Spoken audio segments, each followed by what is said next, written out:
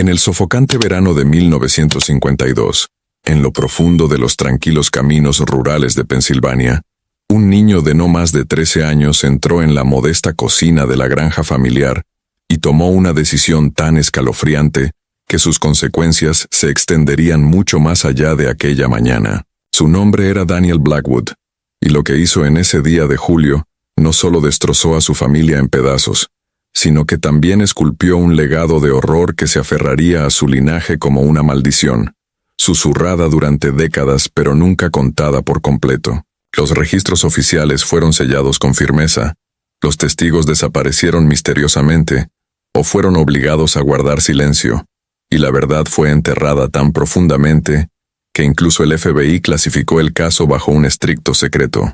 Pero hoy, después de 7 largas décadas de silencio, esos muros de secretismo finalmente comienzan a resquebrajarse. Por primera vez en 70 años, escucharás la historia que nunca debió salir de aquella granja. Una historia tan perturbadora, tan oscuramente inquietante, que cambiará para siempre la manera en que piensas sobre los secretos familiares, el trauma generacional y las cosas que la gente oculta tras las puertas cerradas. Porque existen verdades que tuercen la misma idea de amor y lealtad, y algunas son tan monstruosas que nunca debieron ser pronunciadas hasta ahora. En la superficie, la familia Blackwood parecía ser la viva imagen de la perfección estadounidense de la posguerra. Robert Blackwood, el orgulloso patriarca, era dueño del molino de grano más grande y exitoso del condado de Chester, Pensilvania, un negocio que lo hacía tanto respetado como envidiado en el pueblo. Su esposa Catherine era admirada por su naturaleza gentil y su devoción, enseñando en la escuela dominical de la iglesia metodista, donde los vecinos susurraban que encarnaba la gracia y la virtud. Sus hijos, Daniel, Emily, el pequeño Michael y la bebé Grace, eran vistos como símbolos dorados de prosperidad, pulcros y temerosos de Dios, el tipo de familia que cada hogar en Maple Ridge Road deseaba imitar. Desde afuera, eran la imagen perfecta del sueño americano cumplido en los años de auge tras la Segunda Guerra Mundial. Pero detrás de las cortinas impecables de aquella Casa Blanca, se estaba gestando una historia mucho más oscura. Algo siniestro se pudría en el núcleo, una enfermedad que no había comenzado con Robert, sino que llevaba generaciones incubándose en la sangre de los Blackwood. Su padre la había llevado, su abuelo antes de él, y ahora Robert cargaba con la misma maldición. No era una oscuridad visible en ventanas rotas o puños levantados, era mucho más insidiosa, mucho más aterradora. Prosperaba en el silencio, susurraba en el control, en la posesión, en la necesidad sofocante de dominar cada pensamiento, cada respiro y cada chispa de independencia de quienes estaban atrapados dentro de esas paredes. Y Daniel, con apenas 13 años, lo percibía más que nadie. A diferencia de sus hermanos Emily y Michael, que jugaban despreocupados en el patio, o de la pequeña Grace, demasiado joven para comprender, Daniel observaba, estudiaba los cambios más sutiles en el hogar, la forma en que la mandíbula de Milone, su padre, se tensaba cada vez que Catherine se atrevía a hablar más alto que un susurro en la mesa. Notaba cómo los ojos de Robert se entrecerraban cuando la risa de los niños se extendía demasiado libremente, como si la alegría misma fuera un acto de rebelión.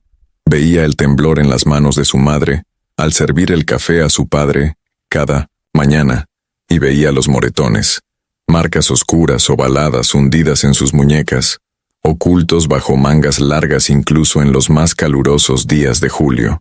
Daniel era solo un niño, pero comenzaba a armar un rompecabezas que ningún niño debería ver. La perfección de los Blackwood era una máscara, y debajo había algo retorcido, algo maligno que pronto exigiría un precio. Pero no era solo Catherine quien sufría bajo el férreo control de Robert Blackwood. Él tenía una manera de quebrar a las personas lentamente y de forma metódica, tan silenciosa que, cuando se daban cuenta, el daño ya estaba hecho. Una broma lanzada con una sonrisa que cortaba más hondo que cualquier cuchilla, un favor concedido, con hilos invisibles atados, una bondad que llegaba como un regalo pero siempre exigía un pago 10 veces mayor. Los hombres del molino lo susurraban en voz baja cuando creían que nadie escuchaba, hablando de cómo aquellos que se atrevían a enfrentarse a Robert Pronto se encontraban estrangulados por una mano invisible de castigo. Se les negaba el crédito. En el banco local, a sus hijos se les pasaba por alto en buenos empleos y sus familias quedaban discretamente marcadas en listas negras imposibles de probar, pero imposibles de ignorar. Todos en el pueblo sabían que Robert era peligroso, aunque nadie se atrevía a decirlo en voz alta. Daniel lo notaba todo. Estudiaba cada manipulación, cada trampa psicológica que su padre tendía, cada crueldad sutil disfrazada de negocio, disciplina o encanto. Y en algún lugar profundo de su mente infantil, con apenas 13 años, algo empezó a echar raíces. Una comprensión terrible de que la maldición de los Blackwood no era solo poder bruto, sino veneno, un veneno que corroía el amor, corrompía la confianza y se propagaba en silencio como la podredumbre a través de un árbol genealógico. La primera señal de que Daniel no era como sus hermanos llegó en una amarga mañana de febrero de 1951. Cuando su hermano menor, Michael, rompió accidentalmente uno de los rifles de caza más preciados de Robert, una ofensa que normalmente le habría valido una paliza tan severa que no podría sentarse en semanas. Sin embargo, lo que ocurrió heló la sangre de todos los presentes. Daniel no lo protegió, no se interpuso entre la ira de su padre y su hermano, ni siquiera suplicó clemencia. En cambio, se acercó a Robert con calma, como un niño mucho mayor de lo que aparentaba, y le susurró algo al oído que hizo desaparecer el color de su rostro.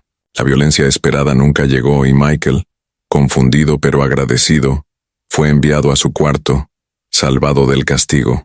Pero Catherine lo entendió todo al ver la mirada en los ojos de su hijo mayor, una frialdad calculadora que había visto incontables veces en Robert, pero más aguda, más peligrosa. No era ira bruta ni intimidación, sino estrategia y paciencia. Lo que Daniel había susurrado era simple pero devastador. Celo de la señora Miller. Dorothy Miller, la secretaria de Robert en el molino, era una viuda con 2 hijos pequeños con quien él llevaba meses reuniéndose en secreto, creyendo que nadie descubriría jamás su infidelidad. Sin embargo, un par de ojos lo había notado. Daniel había estado observando, registrando cada detalle, esperando el momento perfecto para usarlo, y aquella mañana de febrero fue su primer verdadero sabor de poder.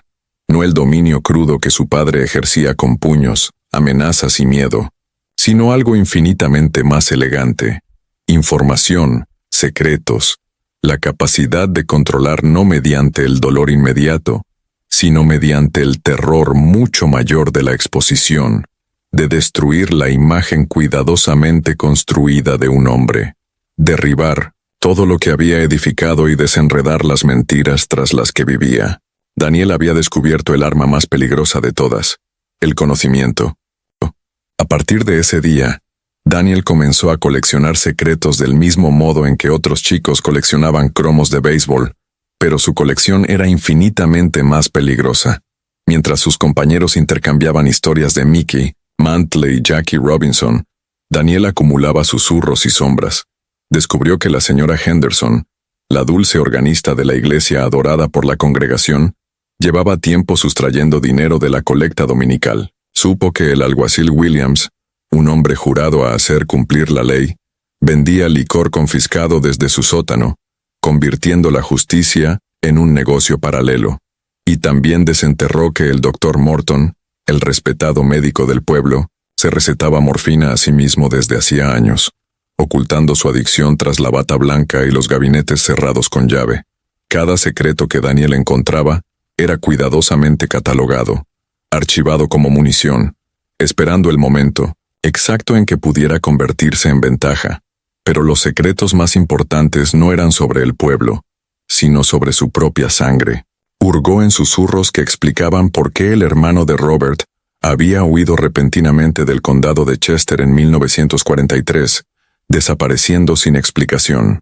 Reconstruyó la verdad acerca de la primera esposa de Robert, la misma de quien la historia oficial decía que había muerto en un trágico accidente automovilístico, años antes de Catherine, y descubrió la verdadera razón de por qué la riqueza de los Blackwood siempre parecía desproporcionada para un simple molino de grano.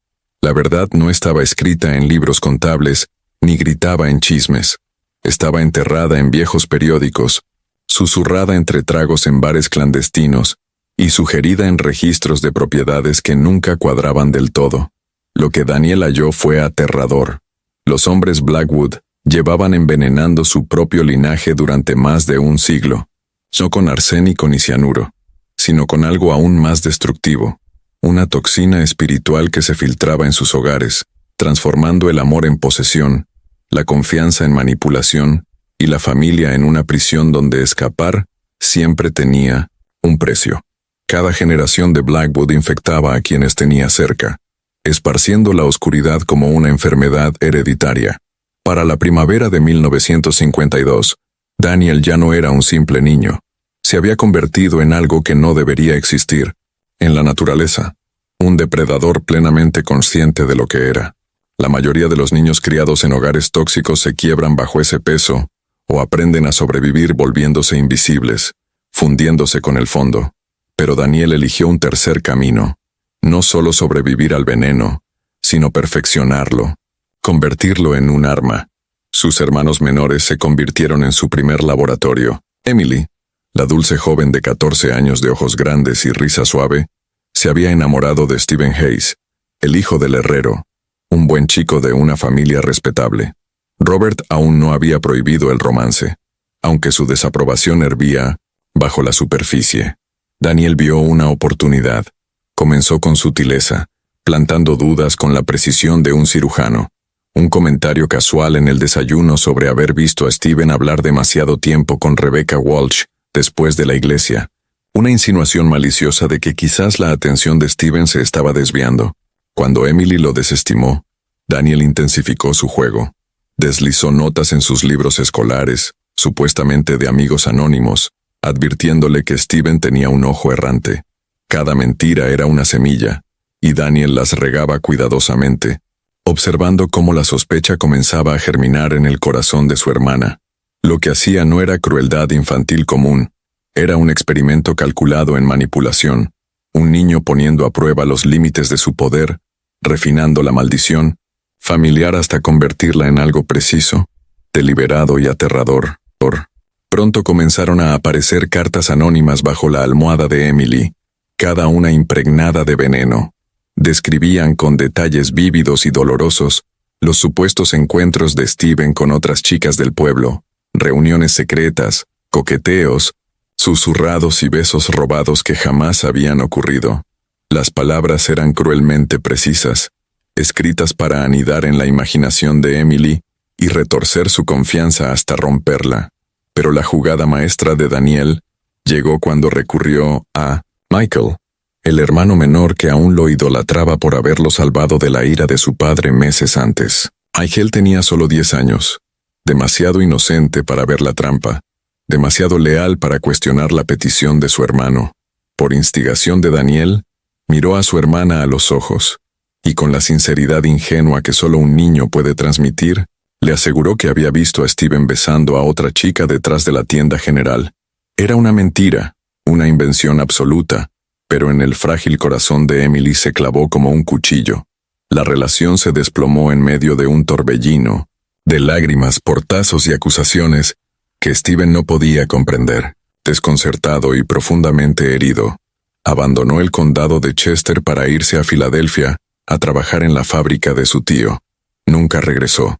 Emily quedó destrozada, replegándose en sí misma, y aquella fe esperanzada en el amor se deformó hasta convertirse en la convicción de que el afecto no era más que otra máscara para la traición. Daniel lo observaba todo con un desapego escalofriante. Para él, Emily no era solo una hermana, era un experimento. Su dolor era un dato, sus lágrimas un resultado. Presenció el desmoronamiento de su inocencia con la fría fascinación de un científico registrando el éxito de una prueba. Pero Emily era solo el comienzo. Era la práctica, un terreno de prueba. El verdadero objetivo de su creciente destreza era, y siempre había sido, su padre. Durante décadas, Robert Blackwood había gobernado con la intimidación más burda, puños, amenazas y el peso asfixiante del control, sin darse cuenta de que su hijo mayor lo observaba, catalogando cada debilidad, cada grieta en su armadura. Daniel no se limitaba a sobrevivir al abuso de su padre. Lo estaba estudiando, perfeccionándolo, preparándose para devolvérselo al hombre que, sin saberlo, lo había entrenado. La oportunidad llegó a finales de junio. Daniel descubrió que la relación clandestina de Robert con Dorothy Miller se había desbordado. Dorothy estaba embarazada. El pánico consumió a Robert, que de pronto enfrentaba el colapso de su reputación, de su familia y de su imagen cuidadosamente construida. Pero para entonces, Daniel ya había puesto en marcha su plan. Había sembrado susurros por todo el condado de Chester, dejando caer comentarios casuales en los oídos adecuados, formulando preguntas inocentes que guiaban las sospechas exactamente hacia donde él quería. Cuando Robert comprendió que los rumores habían echado raíces, ya era demasiado tarde. Todo el pueblo murmuraba. Los ancianos de la iglesia exigían respuestas. Catherine se había mudado en silencio al cuarto de huéspedes, y ese silencio gritaba más que cualquier acusación. Y mientras todo esto ocurría, Daniel interpretaba el papel del hijo leal y solidario, mostrando públicamente preocupación y fidelidad, mientras en privado apretaba el lazo. No estaba simplemente desmantelando la autoridad de su padre, estaba orquestando su caída con precisión quirúrgica. Y entonces, llegó el 15 de julio de 1952, la mañana que grabaría para siempre el nombre Blackwood en la leyenda estadounidense. La noche anterior, Robert había bebido en exceso en su estudio, contemplando una carta del banco, su imperio desmoronándose entre sus manos, sin darse cuenta de que el verdadero arquitecto de su ruina era su propia sangre, su propio hijo. El imperio de Robert se derrumbaba a su alrededor. Los préstamos de los que había dependido eran reclamados de golpe. Los contratos que alguna vez aseguraron el futuro del nombre Blackwood se cancelaban sin explicación, y el molino, la piedra, angular de la prosperidad familiar durante 3 generaciones, se desplomaba ante sus ojos.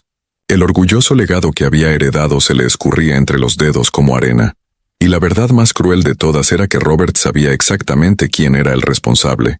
Su caída no había sido orquestada por banqueros ni rivales, sino cuidadosamente diseñada por su propia sangre. Un niño de 13 años había deshecho una dinastía, desmontándola pieza por pieza con la paciencia y precisión de un maestro de ajedrez. La mañana del 15 de julio de 1952 comenzó como cualquier otra, aunque terminaría en la infamia.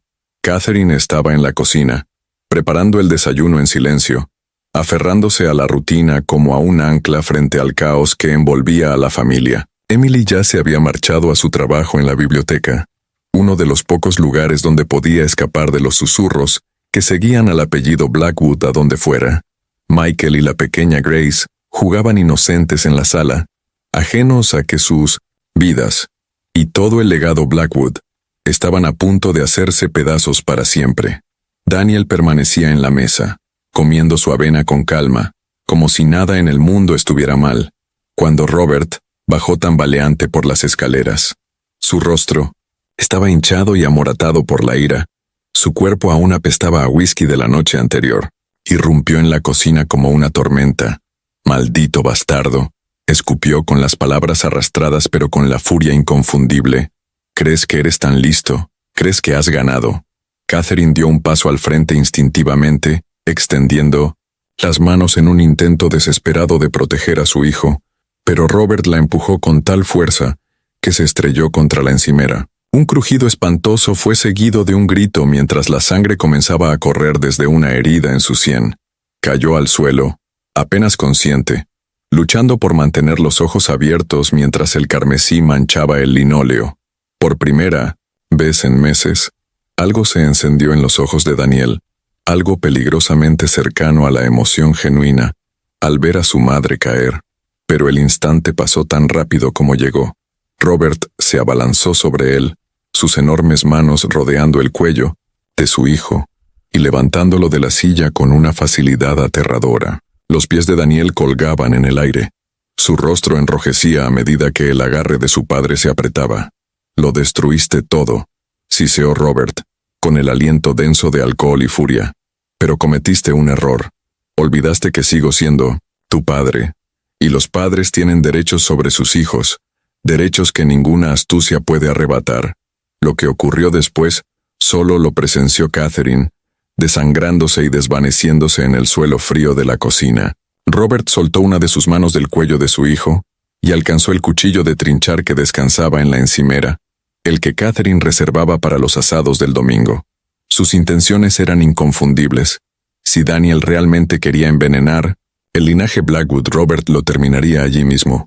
No más generaciones, no más maldición, solo silencio. Pero Daniel fue más rápido.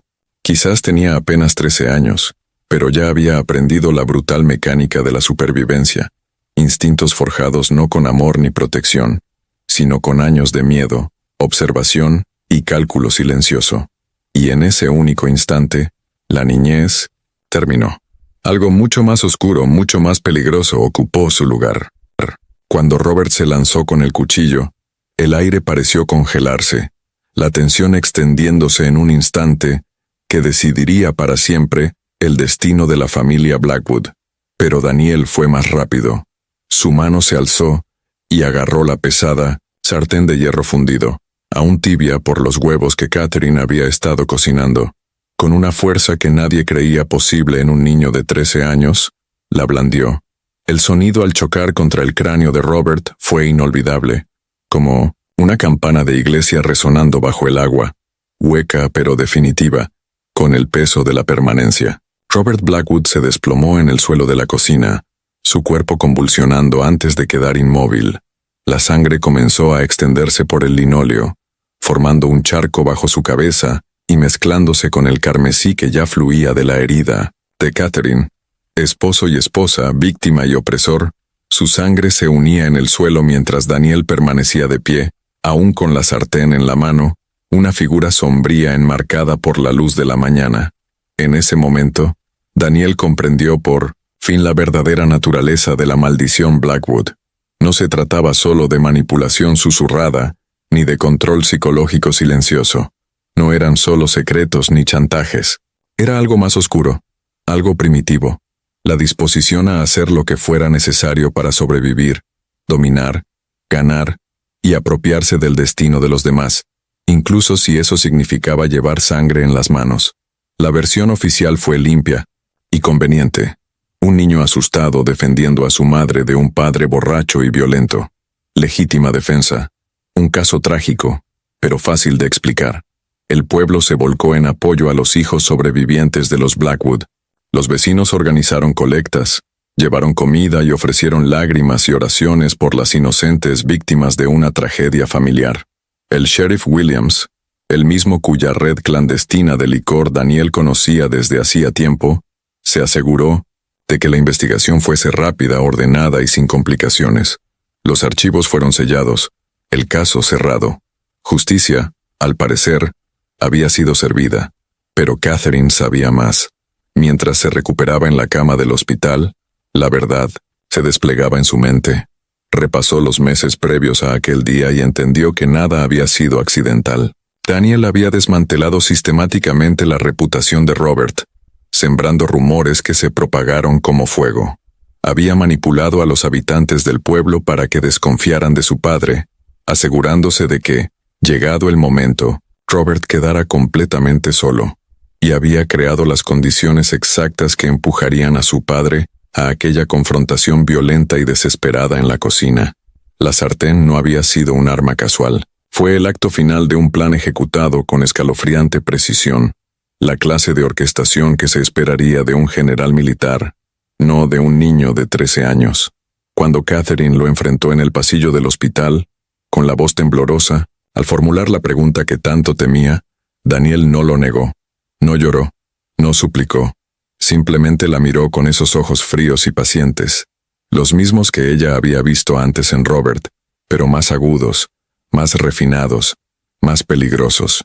Y pronunció unas palabras que helaron su sangre. Él nos habría matado a todos tarde o temprano. Yo solo hice que sucediera más rápido, y en mis términos. En ese momento Catherine comprendió la aterradora verdad. No estaba mirando el rostro de un niño en duelo. Estaba mirando la continuación de una oscuridad que había habitado en el linaje Blackwood durante generaciones. Su hijo ya no era simplemente Daniel, era el siguiente portador de la maldición. Algo finalmente había encontrado su recipiente perfecto. La maldición Blackwood, cualquiera que fuese la oscura herencia que había perseguido al linaje durante más de un siglo, ya no estaba dispersa ni diluida. Había echado raíces en Daniel, plenamente realizada y aterradoramente refinada. El Estado separó a los niños sobrevivientes a través del sistema de acogida, creyendo que la distancia y la estabilidad los protegerían. Emily fue enviada a Ohio a vivir con la hermana de Catherine, llevándose consigo a la pequeña Grace. Michael fue colocado con una familia de acogida en Pittsburgh, y Daniel, el mayor, el muchacho celebrado en los periódicos como un héroe que había defendido valientemente a su madre, fue entregado al cuidado del hermano separado de Robert, Charles Blackwood, un acaudalado empresario en Baltimore, que había abandonado misteriosamente el condado de Chester años atrás. La comunidad suspiró aliviada, creyendo que los niños estaban a salvo, pero el veneno no había sido contenido. Viajaba con ellos. En menos de un año tras la muerte de Robert, cada familia que había acogido a un niño Blackwood comenzó a desmoronarse. En Ohio, los tíos de Emily, ejemplo de felicidad doméstica tras 3 décadas de matrimonio, se hundieron en la amargura y la traición cuando el tío fue sorprendido malversando fondos de su propia empresa. Más tarde, apareció dinero en cuentas bancarias a las que Emily tenía misteriosamente acceso. En Pittsburgh, los padres de acogida de Michael lo perdieron todo cuando su póliza de seguro caducó inexplicablemente apenas unas semanas antes de que un sospechoso incendio en la cocina redujera su casa a cenizas. Incluso la pequeña Grace, demasiado joven para comprender, parecía irradiar desgracia. Los vecinos murmuraban que su presencia traía una sombra, pues las familias a su alrededor sufrían accidentes, enfermedades y pérdidas inexplicables. Dondequiera que iba un niño Blackwood, el desastre lo seguía. Sin embargo, Daniel no solo sobrevivió, prosperó. En Baltimore, el tío Charles lo introdujo en un mundo de riqueza e influencia, el tipo de poder con el que Robert solo podía soñar. Charles era dueño de una próspera compañía naviera, y Daniel, aún adolescente, rápidamente se volvió indispensable. A los 15 años ya gestionaba correspondencia de clientes de alto nivel. A los 16, se sentaba en silencio, en las salas de juntas escuchando, absorbiendo, aprendiendo. A los 17 descubrió la verdad más profunda de la familia. El tío Charles había fingido su propia muerte en 1943 para escapar de cargos por fraude, abandonando su antigua vida y creando una nueva identidad para proteger su imperio. Pero en lugar de exponerlo, Daniel le ofreció algo mucho más peligroso: una alianza. Entendió de inmediato que él y Charles eran reflejos de la misma oscuridad, ambos depredadores, ambos supervivientes, ambos hombres que envenenaban todo lo que los rodeaba si eso significaba asegurar el control. Y a diferencia de Robert, Charles vio el brillo en Daniel, reconociendo no a un muchacho, sino a un arma. Juntos comenzaron a construir algo mucho más siniestro que el reinado provinciano de Robert. Para 1960, Daniel Blackwood se había transformado en algo que el mundo nunca había visto: un depredador psicológico con recursos ilimitados, legitimidad institucional y la paciencia de un estratega que comprendía la debilidad humana mejor que nadie.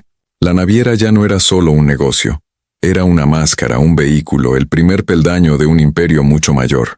Y era solo el comienzo.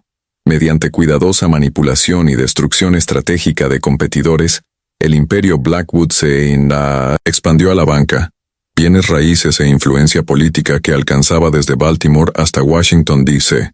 Pero la verdadera innovación de Daniel no estaba en los negocios, estaba en la crianza. Comprendió que la maldición Blackwood, esa capacidad de envenenar y controlar, era genética, algo que podía cultivarse, refinarse y transmitirse para crear una dinastía de depredadores humanos. Sus hijos no serían accidentes de la naturaleza, como él. Serían armas cuidadosamente forjadas. En 1963 se casó con Helen Morrison, hija de un influyente juez de Baltimore. La boda fue cubierta por los principales periódicos, celebrada como la unión de dos familias poderosas. Lo que no se reportó fue cómo Daniel había pasado 3 años destruyendo sistemáticamente a cada pretendiente que Helen podría haber elegido, cómo había manipulado la carrera política de su padre hasta volverlo dependiente, y cómo la había aislado lentamente de todo amigo y familiar hasta convertirse en su única fuente de amor y validación. Helen le dio 4 hijos: James, nacido en 1964, Nathan en 1966, Victoria en 1968 y Alexander en 1970. Cada uno fue criado no con amor, sino con propósito. Daniel estudió psicología infantil, modificación de conducta y teoría genética, con la obsesión de un científico perfeccionando una fórmula. Sus hijos no eran simplemente descendencia, eran su legado, sus armas, su don al mundo. Los resultados fueron aterradores. A los 10 años, James ya manipulaba a sus maestros para obtener calificaciones perfectas mientras arruinaba las carreras académicas de compañeros que consideraba amenazas. Nathan desarrolló una comprensión intuitiva de los sistemas financieros que le permitía arruinar competidores mediante transacciones aparentemente legales. Victoria aprendió a leer las debilidades psicológicas de las personas con precisión quirúrgica, convirtiendo sus inseguridades en armas contra ellas. Pero fue Alexander el menor quien perfeccionó realmente los métodos de su padre. Mientras sus hermanos eran depredadores obvios, brillantes y peligrosos pero detectables, Alexander aprendió a ocultar por completo su verdadera naturaleza. Se convirtió en el psicópata perfecto, capaz de inspirar amor y confianza genuinos, mientras envenenaba lentamente a todos a su alrededor. La influencia de la familia se propagó como un cáncer a través de la sociedad estadounidense. Los hijos Blackwood se casaron con familias políticas, ocuparon cargos en grandes corporaciones, infiltraron sistemas judiciales y cuerpos de seguridad. Cada nueva generación de la familia Blackwood se volvió más refinada, más estratégica, más invisible en la forma en que esparcía su veneno psicológico. Lo que comenzó como simples manipulaciones susurradas en una granja de Pensilvania, evolucionó en una sofisticada maquinaria de corrupción. Ya no limitaban su destrucción a individuos o familias. Aprendieron a infiltrarse y corromper instituciones enteras, a moldear comunidades completas y a retorcer sistemas de creencias para servir a su voluntad. Su oscuridad ya no solo fracturaba hogares, reescribía los cimientos mismos de la sociedad. Desde su pequeño apartamento en Harrisburg, Catherine, ya en sus 60 con el cabello canoso y el rostro marcado por el cansancio, observaba todo desde los márgenes. Durante décadas intentó dar la alarma, escribió cartas a periódicos, llamó a funcionarios, suplicó a líderes religiosos que escucharan, rogó a cualquiera que le concediera 5 minutos, pero sus advertencias cayeron en oídos sordos. Después de todo, ¿quién iba a creerle? ¿Quién se atrevería a acusar a una dinastía rica de empresarios, filántropos y sonrientes líderes comunitarios de ser depredadores evolutivos, parásitos que se alimentaban de América desde dentro? Para el mundo, Catherine no era más que una viuda amargada, acosada por fantasmas. Pero ella conocía la verdad. La maldición había sobrevivido y prosperaba. 70 años después de aquella sangrienta mañana en la cocina de la granja, la sangre Blackwood seguía aferrada al poder. Daniel murió en 1995, con un certificado de defunción que hablaba de un simple ataque al corazón. Sin embargo, los rumores corrieron pronto, porque en los meses posteriores a su funeral, varios de sus rivales más férreos murieron en circunstancias sospechosas: accidentes, suicidios, enfermedades repentinas que nunca cuadraban del todo. La sombra de Daniel parecía persistir incluso en la muerte. Hoy, sus hijos llevan la antorcha de la corrupción, extendiendo su influencia a cada rincón de la vida estadounidense. Controlan vastas redes de poder, corporaciones multinacionales, maquinarias políticas, medios de comunicación e incluso el sistema educativo. Lo que Daniel había iniciado, ellos lo perfeccionaron. La capacidad de envenenar desde dentro, de destruir sin ser vistos, de corromper mientras aparentan sanar.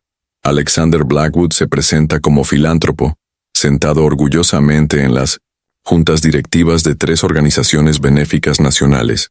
Sin embargo, Tras puertas cerradas desvía millones hacia campañas políticas diseñadas para proteger los intereses familiares. Victoria Blackwood, glamorosa y respetada, dirige una prestigiosa consulta de psicología en Manhattan. Sus pacientes le confían sus confesiones más oscuras, sin saber que ella vende esos secretos, chantajeando a esposos, empleadores e incluso a hijos para reforzar el control familiar. James Blackwood nunca necesitó ocupar un puesto político. Su fundación financia silenciosamente a decenas de candidatos, y cada donación trae consigo hilos invisibles que tejen redes de dependencia que aseguran lealtad incuestionable. Nathan Blackwood, el más discreto de los herederos, quizás sea el más peligroso. Su firma de inversiones se ha apoderado silenciosamente de periódicos locales en 12 estados. Historias que podrían exponer corrupción desaparecen antes de publicarse. Investigaciones se sofocan antes de comenzar. Él no solo da forma a las noticias, las borra. Quizás lo más escalofriante del legado Blackwood no sea su poder, sino su disfraz. Asisten a deslumbrantes galas de caridad, se sientan en los primeros bancos de las iglesias y conceden entrevistas conmovedoras sobre los valores familiares y el sueño americano. Para el público, son el modelo de la respetabilidad, pero detrás de las sonrisas pulidas y los titulares brillantes, el veneno fluye sin control, tal como lo ha hecho durante generaciones.